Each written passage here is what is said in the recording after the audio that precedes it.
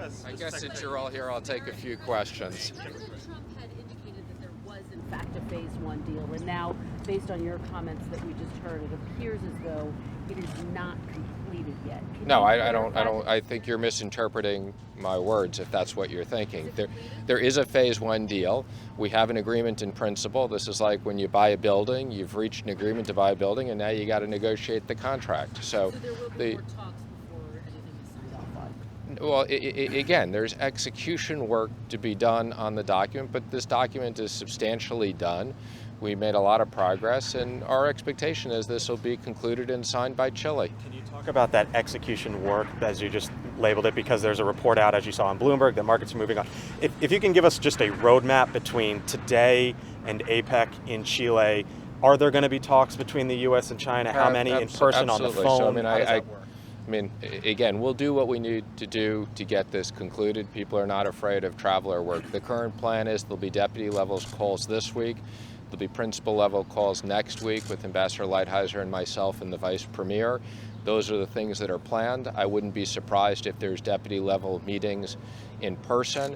I think our expectation is we'll meet with the Vice Premier in Chile before the presidents meet to make sure there are any final issues. And if we need to have in-person meetings, more in-person meetings to get this done, obviously we'll do that.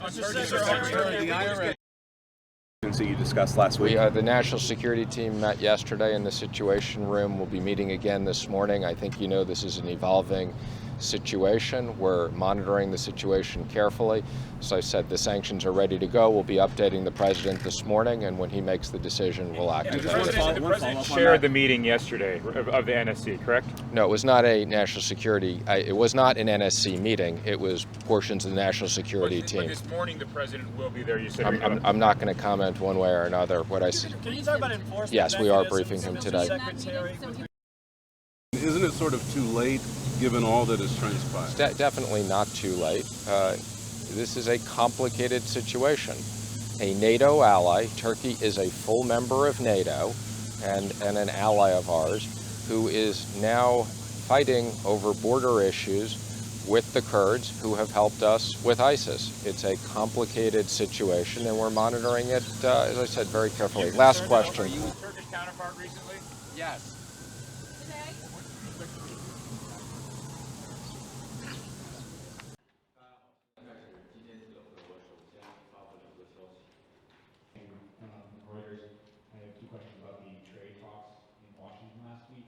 双方在此轮磋商中就共同关心的经贸问题进行了坦诚、高效、建设性的讨论，在农业、知识产权保护、汇率、金融服务、扩大贸易合作、技术转让、争端解决等领域取得了实质性进展，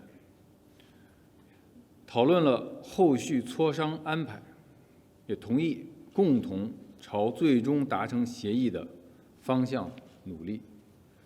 我们希望美方能够同中方相向而行，共同努力，按照两国元首确定的原则和方向，在平等和相互尊重的基础上，妥善解决彼此关切，推动两国经贸关系健康稳定向前发展。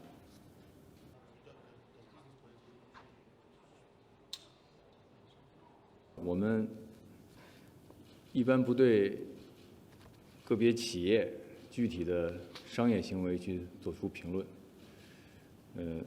如果你很关心，我建议你直接去找企业去了解去。我这里能告诉你的是，体育交流一直为增进中美友好、推进两国关系发展发挥积极作用。但同时，正如我以前说的，无论在中国、在美国还是在世界其他地方，开展交流合作的一个重要前提就是要相互尊重。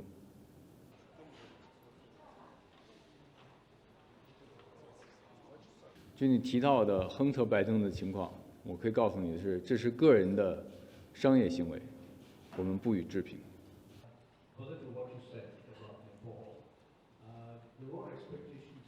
我能告诉你的是，中方始终重视与尼方在司法领域开展合作。中尼双方对签署了中尼刑事司法协助条约表示满意，也都希望能够早日缔结中尼的引渡条约。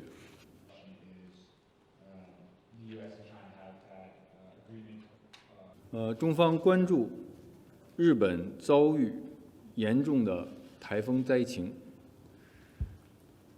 向遇难者表示哀悼，向遇难者家属和受伤人员表示诚挚的慰问。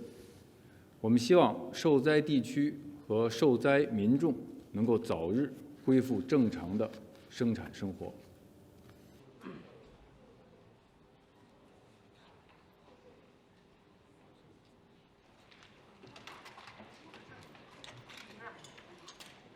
Is quickly deteriorating inside of Syria. I blame Turkey. There's going to be crippling sanctions imposed by the Congress to supplement what President Trump's administration has done.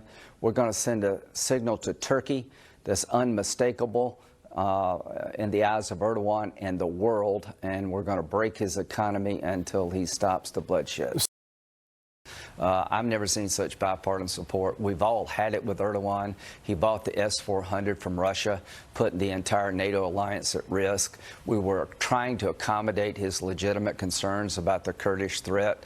The president had negotiated a safe zone that was working, but Erdogan misjudged President Trump, and he sure as hell misjudged me. Senator, now, what he's going to see is He's going to see a united front that I haven't seen in a long time, where Republicans and Democrats working with the administration are kind of come down on him like a ton of bricks, Iranian-type sanctions, and he deserves it.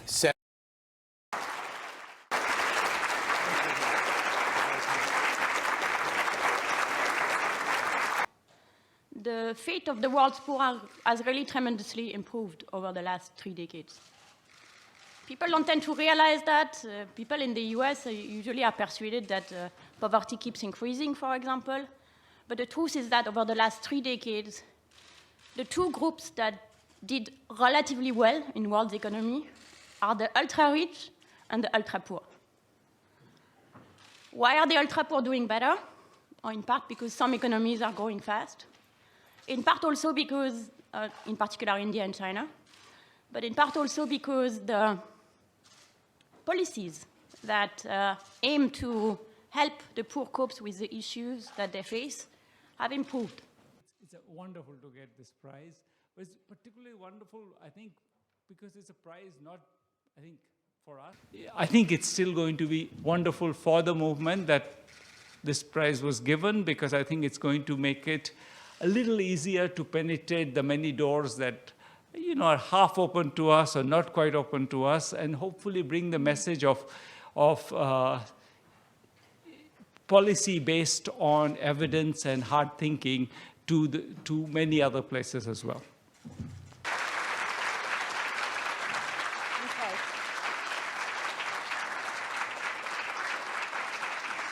Our real belief for education is as follows. Every kid can learn, but they cannot learn if they are taught something that is so far away from what they already know that there is no way they can catch up. Unfortunately, there are millions and millions and millions of children who are in school, whose parents are very excited about school, who themselves are very excited about school, and get completely discouraged within days or within weeks because they don't understand what's going on, because they have no reason to understand, because they are taught something that is way too advanced for them. And they are being made to understand that they are stupid and they will never succeed. We spend a lot of our career and work with a wonderful NGO called Pratham that we work with to try and change that.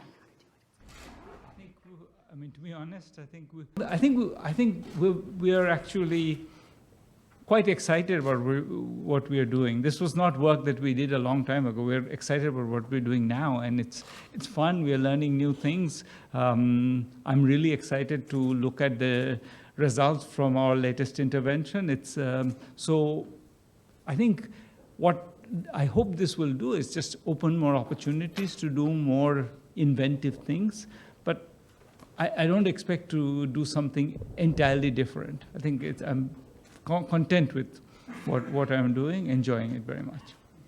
Leticia Hernandez with El Financiero in Mexico, she asks, We are constantly blown away, literally, by how imaginative people have become in terms of how they can design projects which not only help us see what works and what doesn't work, but help us understand much better how people behave, or how government behave, or how politicians behave. We'll be here for a little bit doing some one-on-one stand-ups with some of the cameras, and then the webcast